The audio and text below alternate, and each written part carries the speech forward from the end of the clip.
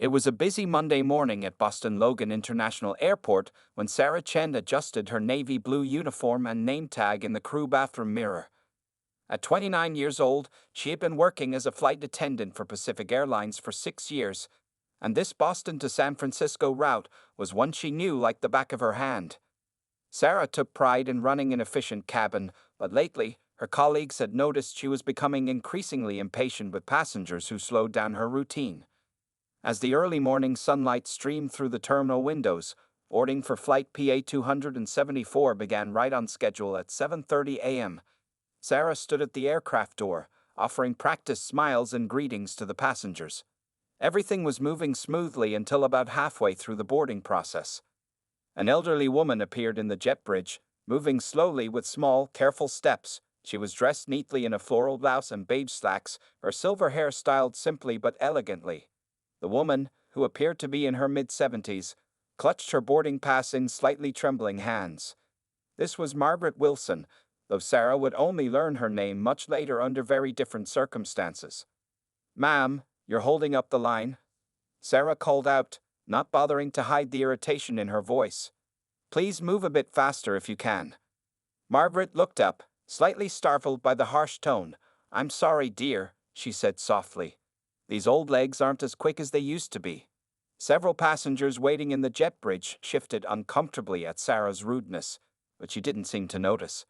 As Margaret finally reached the aircraft door, she paused to check her boarding pass again, squinting at the small print. Sarah let out an exaggerated sigh that was loud enough for everyone nearby to hear. "Your seat number is printed right there," she said, pointing at the boarding pass with a perfectly manicured finger. "You just need to follow the numbers." A kind-looking businessman standing behind Margaret offered to help, but Sarah quickly cut him off. "Sir, I can handle this," she said sharply. Then, raising her voice so other passengers could hear, she added, "Though honestly, some people shouldn't fly if they can't handle basic instructions." Margaret's cheeks flushed with embarrassment, but she maintained her dignity as she carefully made her way down the aisle. She stopped at row 15, where her assigned seat was by the window. As she tried to lift her small carry-on bag into the overhead compartment, her arms trembled with the effort. Sarah watched from the front of the cabin, making no move to help. Instead, she turned to her colleague Jenny and said in a stage whisper, "This is exactly why there should be an age limit for flying alone. We're not a nursing home." Jenny looked uncomfortable and quickly found a reason to check something in the galley. Meanwhile, a young woman sitting across the aisle jumped up to help Margaret with her bag. "Thank you, sweetheart," Margaret said warmly. "It's so nice to meet helpful young people." Sarah rolled her eyes and checked her watch repeatedly, even though the flight was still well within its boarding window. She made a show of updating the departure time on her tablet, saying loudly, "Well, we're definitely going to be delayed now." What Sarah didn't notice was how carefully Margaret was observing everything around her. Despite her apparent frailty, Margaret's eyes were sharp and alert, taking in every detail of the interaction. She pulled out a small notebook from her purse and made a few discreet notes while Sarah continued her running commentary about delayed departures. As the last passengers boarded, Sarah did one final cabin check, her heels clicking purposefully against the floor. When she passed row 15, she didn't even glance at Margaret, who was now quietly reading a book. The elderly woman's expression revealed nothing, but her hand moved steadily across her notebook page, recording every detail of the morning's events. Little did Sarah know that this ordinary Monday morning flight would become a turning point in her career, and the quiet old woman in row 15 would be the catalyst for changes she never saw coming. The morning sunlight streamed through the airplane windows as the last few passengers settled into their seats. Sarah Chen stood at the front of the cabin, preparing for the safety demonstration. Her eyes kept darting to row 15, where Margaret Wilson was still organizing her belongings, moving slower than Sarah would have liked. "Ladies and gentlemen," Sarah began the announcements in what she thought was her professional voice, but there was an edge of impatience that many passengers noticed. She rushed through the safety instructions, speaking faster than usual, as if trying to make up for the few minutes lost during boarding. As the plane began to taxi, Margaret reached up to adjust the air vent above her seat. Her arthritis-stiffened fingers struggled with the small dial, and Sarah noticed the movement from the corner of her eye. Instead of helping, she pretended not to see and continued checking seat belts in other rows. "Excuse me," Margaret called out softly, "Could someone help me with this air vent?" Sarah deliberately walked past, muttering under her breath, "If you can't handle basic airplane features, you should have brought a caretaker." The businessman in the row behind Margaret heard this comment and frowned deeply. Jenny, the other flight attendant, hurried over to help Margaret before Sarah could say anything else. "Of course, ma'am," Jenny said kindly, adjusting the vent to Margaret's preference. "Please don't hesitate to ask if you need anything else." As Jenny walked back to her position, Sarah gave her a disapproving look. "You're too soft," she whispered. "They need to learn to be more independent." The plane took off, and once they reached cruising altitude, the drink service began. When Sarah reached row 15 with her cart, she barely acknowledged Margaret's presence. "What do you want?" she asked curtly, while offering warm smiles to the passengers in nearby rows. "Just water, please," Margaret replied quietly. Sarah practically threw the plastic cup onto Margaret's tray table, causing some water to splash out.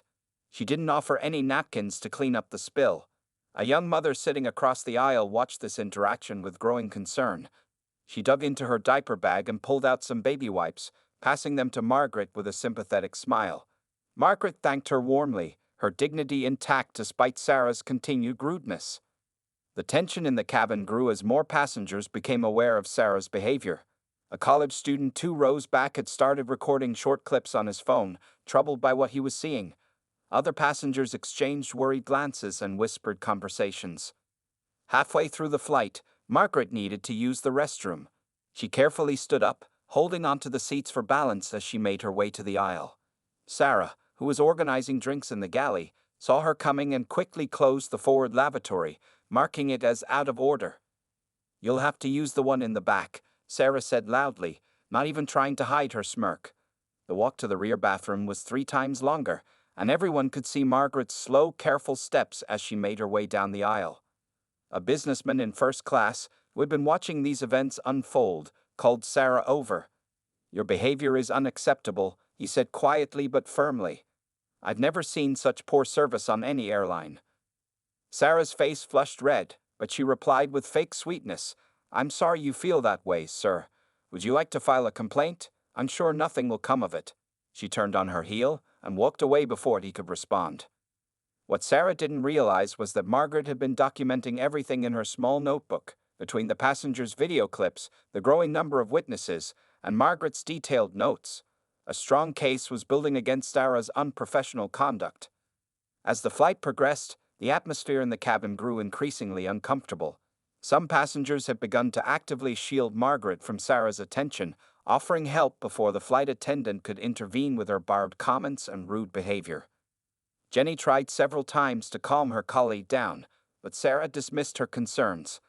"I've been doing this job for 6 years," she said proudly. "I know how to handle difficult passengers." But Margaret wasn't a difficult passenger at all. She was simply an elderly woman who needed a little extra time and assistance.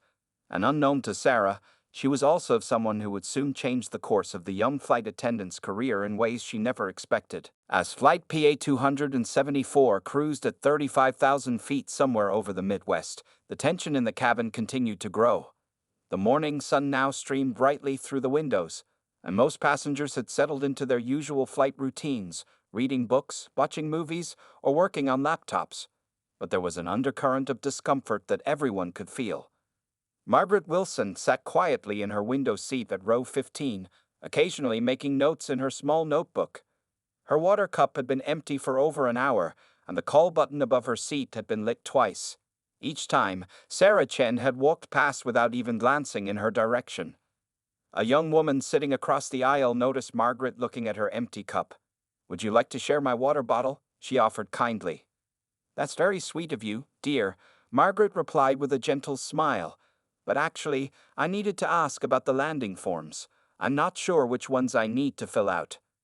The young woman looked around for Sarah, who was chatting with another flight attendant in the galley, laughing loudly and making no effort to check on her passengers. Jenny, the other flight attendant, noticed Margaret's lit call button and started to move toward her, but Sarah grabbed her arm. "Don't enable them," Sarah said firmly. "If it's really important, they can walk up to the galley themselves." Jenny frowned. "Sarah, that's not our policy." We're supposed to respond to every call button. Well, I make my own policies, Sarah replied, tossing her hair back. And I say we pay by that old lady enough for one flight. What Sarah didn't notice was that the businessman in first class had his phone pointed in her direction, quietly recording her conversation. Several other passengers had been doing the same throughout the flight, disturbed by the flight attendant's obvious neglect of an elderly passenger. Around noon, the lunch service began. When Sarah reached row 15 with the meal cart, she practically threw Margaret's meal tray onto her table. The plastic cover bounced off and fell to the floor. "Oops," Sarah said with fake sweetness. "I guess you'll have to eat it without the cover." The businessman behind Margaret immediately spoke up. "That was completely unnecessary. I'd like to speak to your supervisor when we land." Sarah's fake smile didn't waver.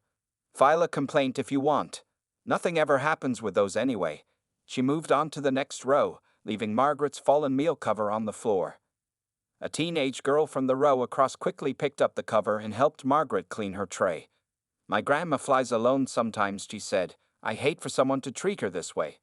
Margaret patted the girl's hand. "Thank you, sweetheart.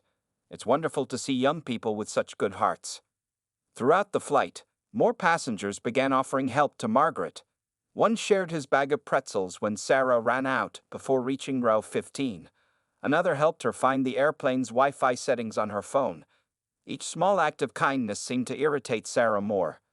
"Look at her," Sarah whispered loudly to Jenny during their break. "She's got everyone waiting on her hand and foot now. That's exactly what these types want." Jenny had finally had enough. "These types? You mean elderly passengers who deserve our respect and assistance. Sarah, you're being ridiculous." But Sarah wasn't listening. She was too busy watching Margaret write in her notebook again. "Probably writing a complaint," Sarah scoffed. "Like I said, those never go anywhere." As the flight entered its final hour, Margaret pressed her call button one last time. She needed her small carry-on bag from the overhead compartment to get her medication. Sarah saw the light but turned up the volume on the movie she was watching on her phone instead. Two passengers immediately got up to help Margaret, giving Sarah disapproving looks as they did so. The college student who had been recording earlier captured this moment too, shaking his head in disbelief. What none of them knew was that Margaret's notebook was now full of detailed observations, times, and direct quotes. Her neat handwriting documented every incident, every refusal of service, and every unprofessional comment. As the plane began its initial descent into San Francisco, Margaret closed her notebook with a quiet but determined smile. Sarah Chen's behavior hadn't gone unnoticed, and it certainly wouldn't go unreported. As the plane continued its journey to San Francisco, Sarah Chen had no idea about the true identity of the elderly passenger in row 15. While she was busy ignoring Margaret Wilson's call button for the third time that flight, she couldn't have known that she was snubbing one of the most influential figures in the airline industry. Margaret Wilson was far more than just another elderly traveler. For 35 years, she had been a driving force behind the biggest changes in airline customer service. She had started her career as a flight attendant herself, back in 1975, when the job was still called stewardess. Through hard work and determination, she had risen through the ranks to become the Vice President of Customer Experience at United Airlines. During her career, Margaret had created training programs that were now used by airlines around the world. She had written books about airline customer service that were required reading at flight schools. Her methods had helped transform the way airlines treated their passengers, especially elderly and disabled travelers. But today, Margaret wasn't traveling as an industry expert. She was on a special assignment as a newly appointed member of Pacific Airlines' board of directors. The airline's customer satisfaction ratings had been dropping over the past year, and Margaret had been brought in to help fix the problem. "We need your expertise," the CEO had told her during their meeting last week. "But we want you to see things as they really are, not how our staff behaves when they know they're being watched." That's why Margaret had boarded flight PA 274 dressed in simple clothes, her airline ID and business cards safely tucked away in her hotel room. Her slightly shaky hands and slow walking weren't entirely an act. At 72, she did have some arthritis, but she had emphasized these traits to appear more vulnerable. In her small notebook, Margaret wasn't just writing complaints. She was taking detailed notes about everything: the boarding process, the safety demonstration, the meal service. She noted how Jenny, the other flight attendant, tried to provide good service despite her colleagues' poor attitude. She wrote down exact times and quotes, building a comprehensive report that would soon land on the CEO's desk. Sarah's behavior was exactly the kind of problem Margaret had been brought in to address. As she watched the young flight attendant chatting on her phone instead of helping passengers, Margaret remembered her own early days in the industry. She had seen countless careers end because flight attendants forgot the most important part of their job, treating passengers with dignity and respect. What made the situation even more interesting was that Sarah Chen had actually gone through one of Margaret's training programs during her initial flight attendant training. Margaret had recognized her name tag immediately. She had designed the very uniform Sarah was wearing so carelessly today. The silver wings pinned to Sarah's lapel were from a design Margaret had created to symbolize the pride and professionalism of airline service. Looking around the cabin, Margaret could see other passengers recording Sarah's behavior on their phones. In the modern age of social media, one viral video of poor customer service could damage an airline's reputation overnight. But Margaret wasn't interested in public shaming. She believed in turning negative situations into learning opportunities. As the plane began its initial descent into San Francisco, Margaret made a few discreet phone calls using the airline's Wi-Fi. She typed out several quick emails to airline executives she had known for decades. By the time Flight PA-274 touched down, a group of airline officials would be waiting at the gate. Sarah, who was now applying fresh lipstick in the galley mirror, had no idea that her career was about to change dramatically. She was planning her evening in San Francisco, thinking about the restaurant reservation she had made.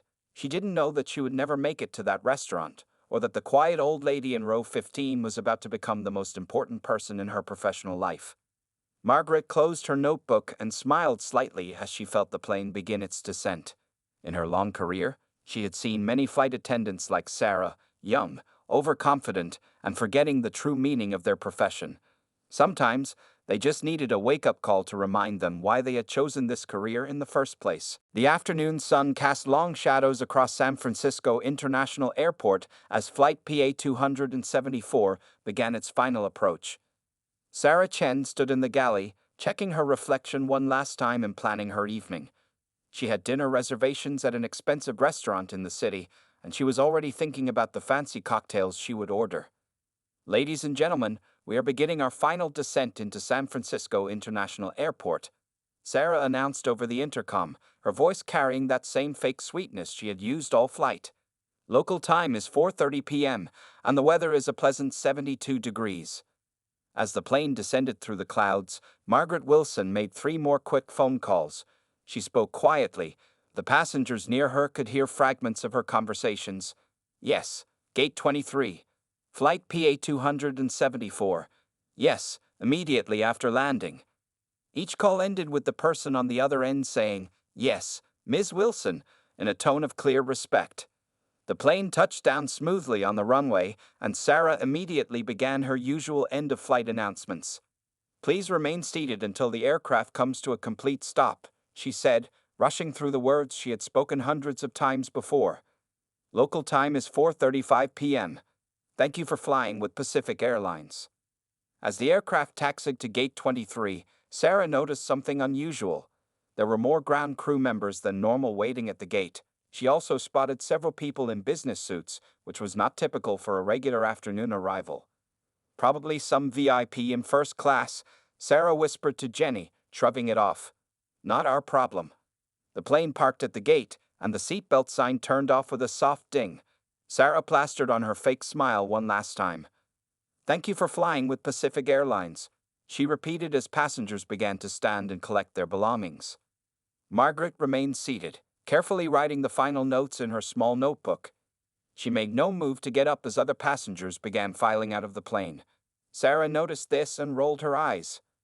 "Ma'am," Sarah called out with exaggerated patience, "we need to prepare for the next flight. You'll have to deplane now." Margaret looked up calmly. "Oh, don't worry about me, dear. I'll be leaving shortly. There are just a few people I need to meet with first." Before Sarah could respond, she noticed movement at the aircraft door. A group of people in business suits was boarding the plane. Leading them was James Peterson, the regional director of flight operations, Sarah's boss's boss's boss. Sarah's smile faltered. In 6 years of flying, she had never seen high-level executives board a plane after landing. Something was wrong. "Miss Wilson," James called out respectfully, "are you ready for us?" Sarah's head snapped around to stare at Margaret, who was now standing up, all traces of frailty gone from her movements. The elderly woman's posture was straight and commanding as she walked toward the front of the plane. "Yes, James," Margaret replied, her voice clear and professional. "I think we have quite a lot to discuss about the state of customer service on this route." Sarah felt her knees go weak as she watched Margaret pull out an airline executive ID badge from her purse. The same elderly woman she had been rudely ignoring for the past 6 hours was now standing in the center of a group of airline officials, all of whom were listening to her with obvious respect. Jenny, who had watched everything unfold, whispered to her shocked colleague, "Sarah, do you know who that is?" But Sarah couldn't respond. She was too busy watching as Margaret opened her notebook and began sharing her observations with the executives. Each flip of a page made Sarah's heart sink further, knowing that every rude comment, every ignored call button, and every act of disrespect had been carefully documented. The sun was setting outside the airplane windows, its golden light filling the cabin as Sarah Chen realized her dinner reservations would definitely be cancelled.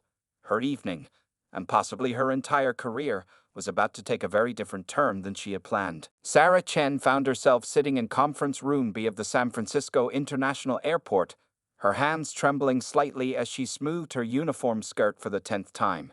The room was large and cold, with a long wooden table and tall windows that showed planes taking off into the darkening sky. Across the table sat Margaret Wilson, now wearing a crisp business suit that had been brought to her by one of the airline officials. Gone was any trace of the frail elderly woman from the flight.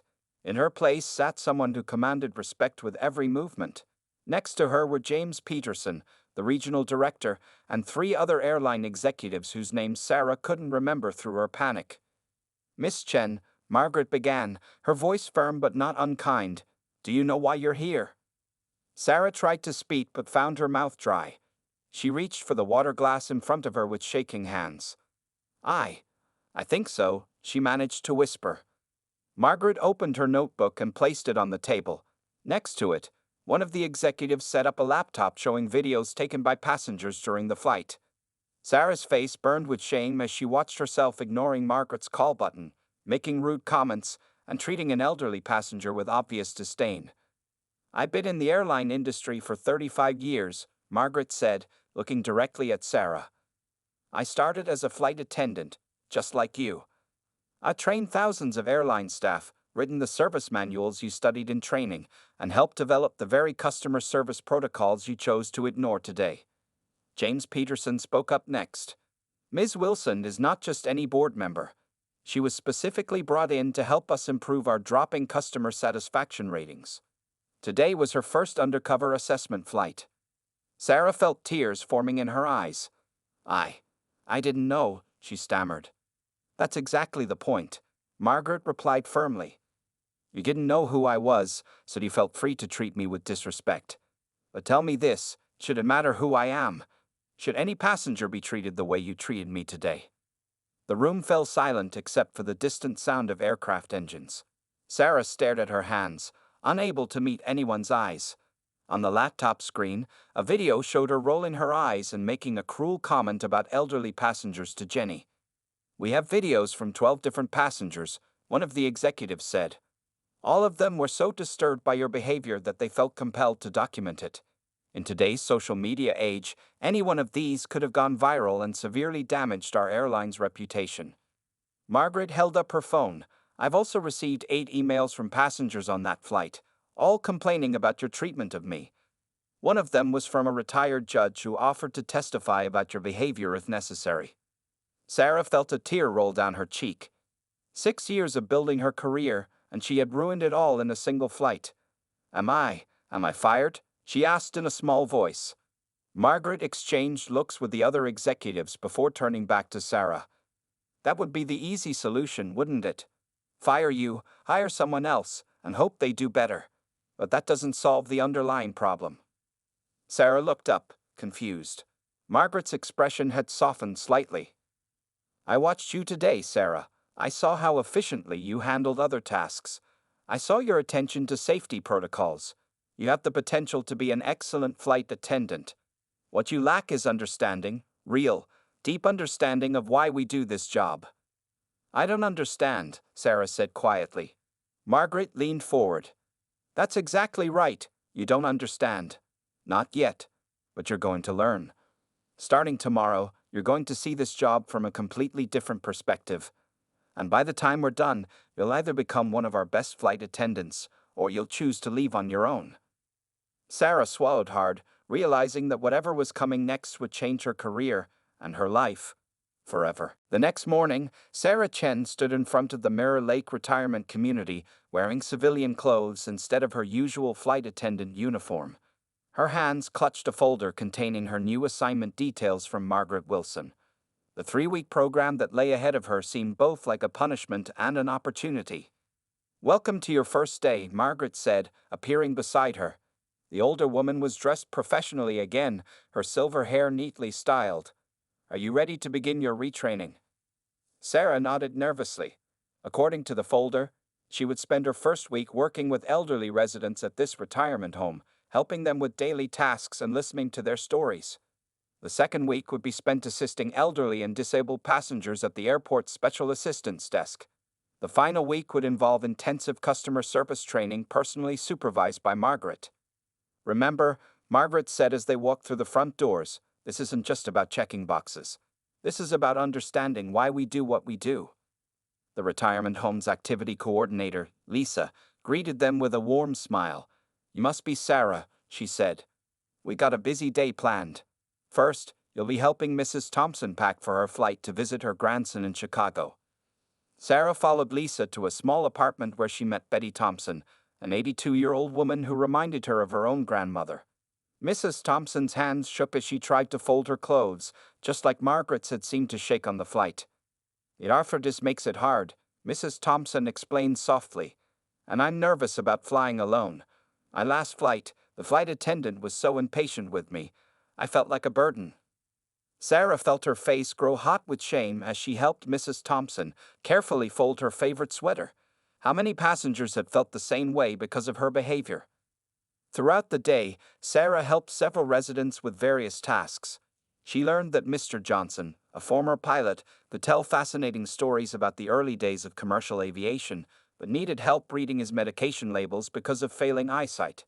She discovered that Mrs. Martinez had helped break racial barriers in the airline industry in the 1960s, but now needed assistance carrying her teacup because of trembling hands. During lunch break, Margaret found Sarah sitting alone in the staff room, deep in thought. Learning anything? Margaret asked, taking a seat across from her. Sarah wiped away a tear. I never thought about their stories, she admitted. On the plane, I just saw them as slow, difficult passengers who made my job harder. But they're people with amazing lives and experiences. They deserve respect. Margaret nodded approvingly. That's the beginning of understanding. But we're not done yet. After your shift here, you have homework. She handed Sarah a stack of papers. Customer complaints filed against Pacific Airlines over the past year. Sarah would need to read each one and write a detailed plan about how the situation could have been handled better. Tomorrow, you'll work with Mr. Chen, no relation to you, Margaret continued. He's a retired mathematics professor who needs help packing for a cruise. He has Parkinson's disease, which makes simple tasks like buttoning his shirt difficult. I think you'll learn a lot from him. Sarah spent the rest of the afternoon helping residents with various activities. She read books to those with vision problems, helped others write emails to their grandchildren, and assisted the activity coordinator with exercise classes modified for limited mobility. By the end of her first day, Sarah's feet ached and her back was sore, but her mind was racing with new perspectives. As she gathered her things to leave, Mrs. Thompson stopped her. Thank you for helping me pack, she said warmly. I feel better about my flight now. Sometimes, all we need is a little patience and kindness. Sarah hugged the older woman, something she would never have done just days ago. Have a wonderful trip, Mrs. Thompson. And if anyone on your flight isn't kind to you, you tell them to call Sarah Chen at Pacific Airlines. Watching from the doorway, Margaret smiled. The transformation had begun. 6 months had passed since that fateful flight with Margaret Wilson. Sarah Chen stood in front of a classroom full of new flight attendant trainees at Pacific Airlines Training Center, adjusting the projector for her presentation. Her silver wings gleamed on her perfectly pressed uniform, but they meant something very different to her now than they had before. "Welcome to Advanced Customer Care," Sarah began, smiling warmly at the fresh faces before her. "Today, we're going to talk about something very important: how to serve elderly and disabled passengers with dignity and respect." The presentation screen showed a photo of Sarah with Mrs. Thompson from the retirement home, both of them smiling broadly. "This story begins with my biggest mistake," Sarah said honestly, "and how it became my greatest learning opportunity." The trainees listened intently as Sarah shared her experience from that day 6 months ago. She told them about her rude behavior, about Margaret's true identity, and about the lessons she learned during her 3-week retraining program. "But the story doesn't end there," Sarah continued. "After my retraining, I realized we needed to do more. With Margaret's support, I developed this new training module that all Pacific Airlines flight attendants now complete." Just then, Margaret herself walked into the classroom, causing Sarah to smile. The older woman had become not just her mentor, but a close friend over the past months. Together, they had worked to transform Pacific Airlines' approach to passenger care. Thanks to Sarah's program, Margaret addressed the class. "Our airline's customer satisfaction ratings have improved by 40% in the past 6 months." She took a difficult experience and turned it into something that helps others. Sarah's program had gone beyond just teaching flight attendants to be polite. She had created partnerships with retirement homes, allowing trainees to spend time understanding the challenges elderly people face. She had worked with disability advocates to improve the airline's assistance protocols. She had even helped design new features for the aircraft cabin that made travel easier for passengers with limited mobility. Last week, Sarah told her class, "I had a special passenger on my flight. Mrs. Thompson was flying back from visiting her grandson in Chicago. Remember her? She was my first assignment at the retirement home. When she saw me, she gave me the biggest hug." Sarah walked around the classroom, making eye contact with each trainee. "Every passenger has a story," she said. "That elderly man who's moving slowly down the aisle? He might be a retired pilot who helped shape aviation history. That older woman who needs help with her bag?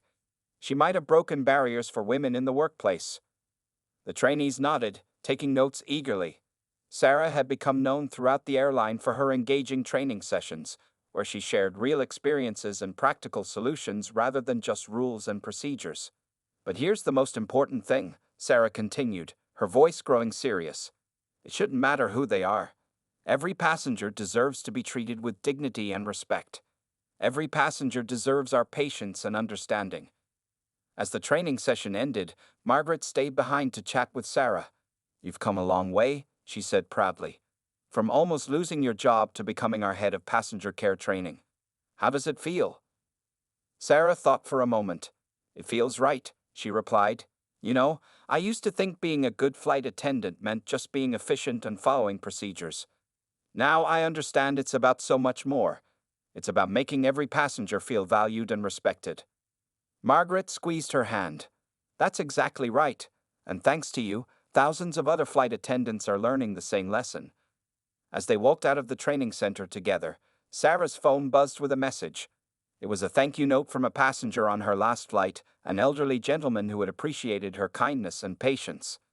Sarah smiled as she read it. 6 months ago, she would have seen an elderly passenger as an inconvenience. Now she saw every passenger as an opportunity to make someone's journey a little bit better. It wasn't just her job that had transformed. She had transformed too.